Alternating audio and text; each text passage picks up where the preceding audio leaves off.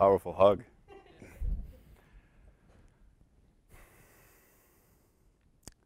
So what is it about apples that is so interesting? Maybe it's how they sort of represent nutrition. Apple a day keeps the doctor away. Or how it represents gratefulness, appreciation. You give an apple to your teacher on the first day of class. Or maybe it's that old relationship adage, apple in my eye. And I was thinking to myself, what are other ways that the apple has infiltrated our culture? I just kept on reciting apple, apple, apple. And I couldn't come up with anything at all. So I Googled it. And the first thing that came up was apple.com. And by now you know I'm a super out-of-touch 22-year-old who's typing a speech on a Dell. But today I'm going to talk to you about how an apple really changed my life. And maybe not changed my life, but taught me that I had the capability to change my life.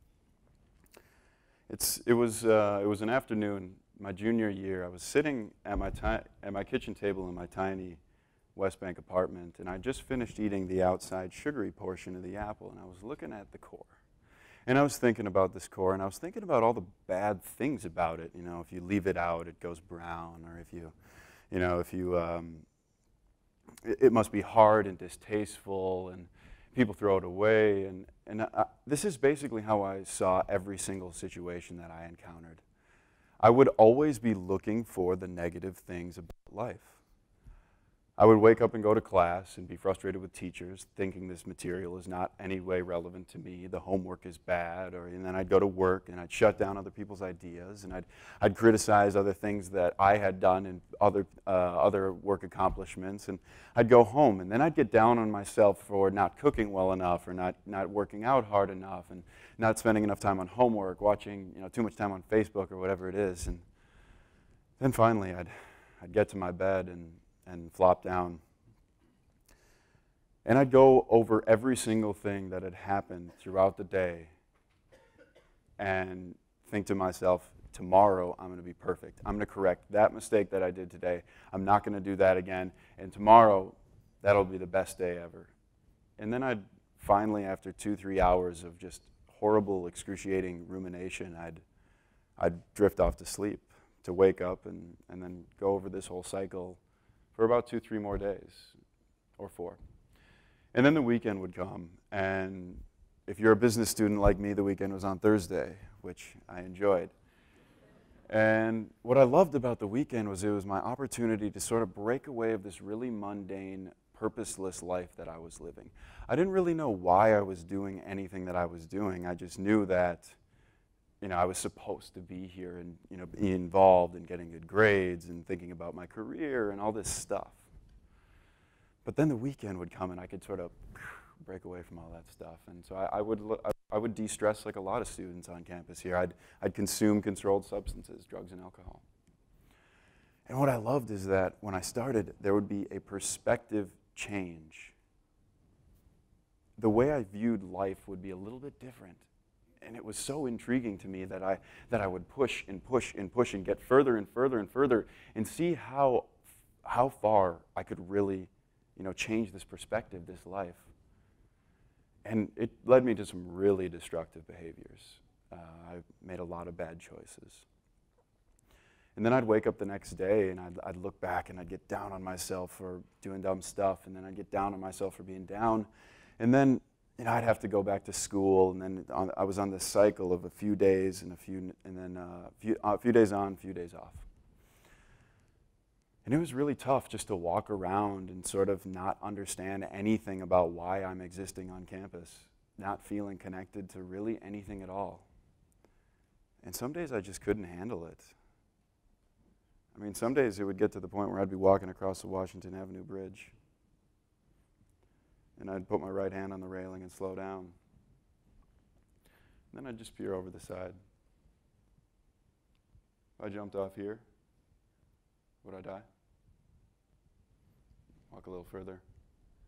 If I jumped off here, would I die?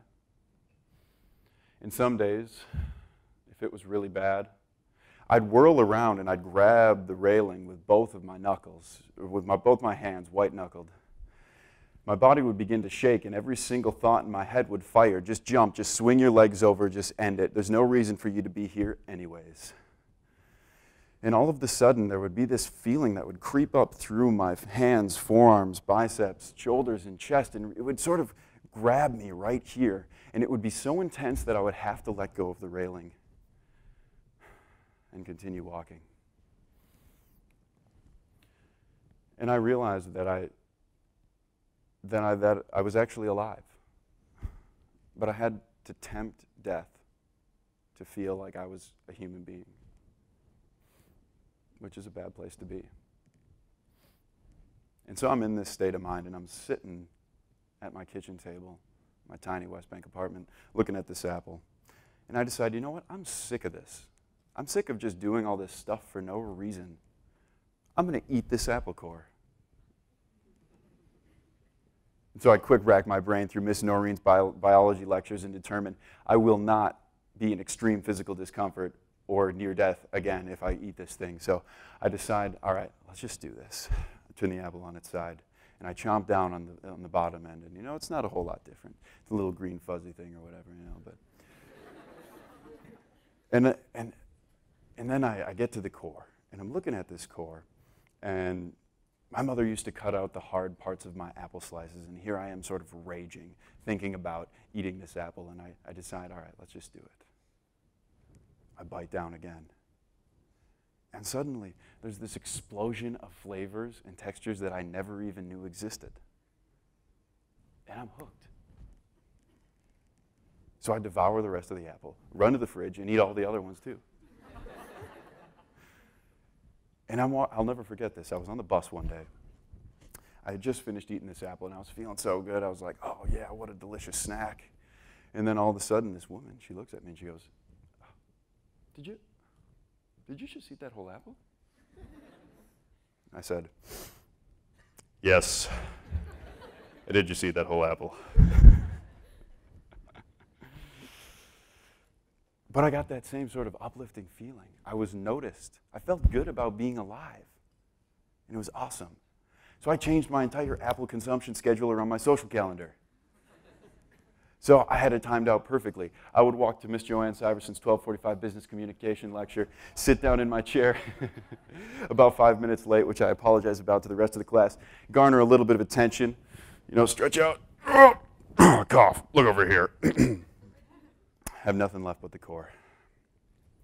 And I'd finish it.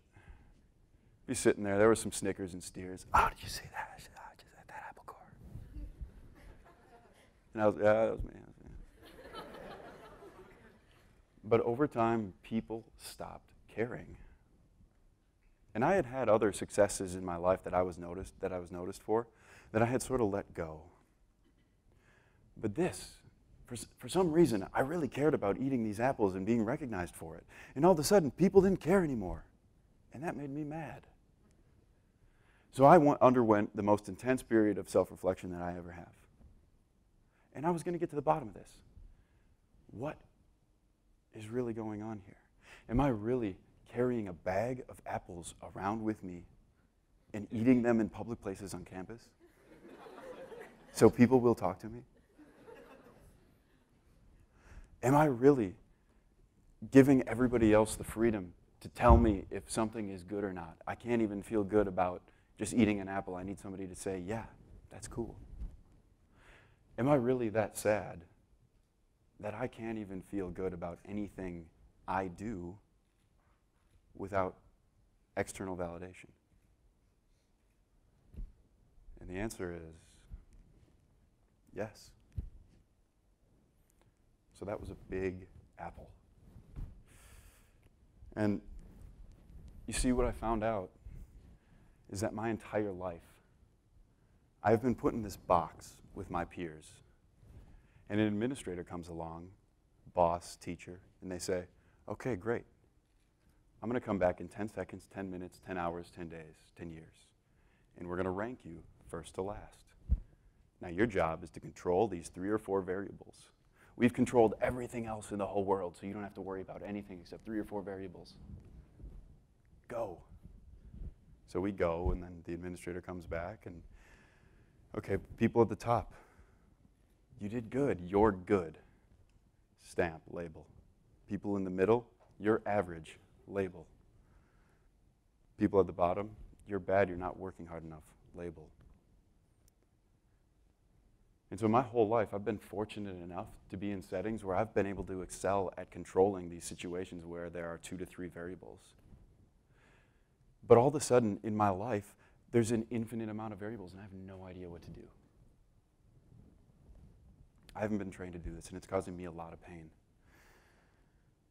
And people are telling me, though, you're good. No, don't worry. You're good. It's all right. So what do? Well, I balance things by coming up with every single reason possible in my mind that I'm not good.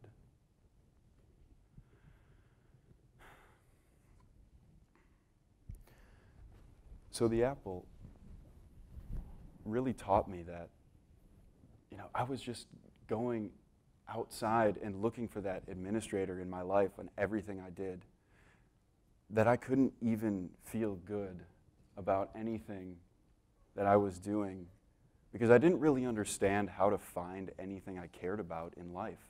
Nothing had ever prepared me for all of this uncertainty that is life. And until I encountered this apple, and it made me really understand that I have the power to actually feel good about what I'm doing. I have the power to be joyful. I don't have to have somebody come along and tell me, yes, you can feel joy now. That's a good thing. So the point is not to go out and eat a bunch of apple cores. I just want to say, there are a lot of decisions that we have in our lives, and other people have done a lot before us. But at the end of the day, there are really only 2 options when you're looking at that apple core. You can either set it aside, or you can take a bite. It's your choice.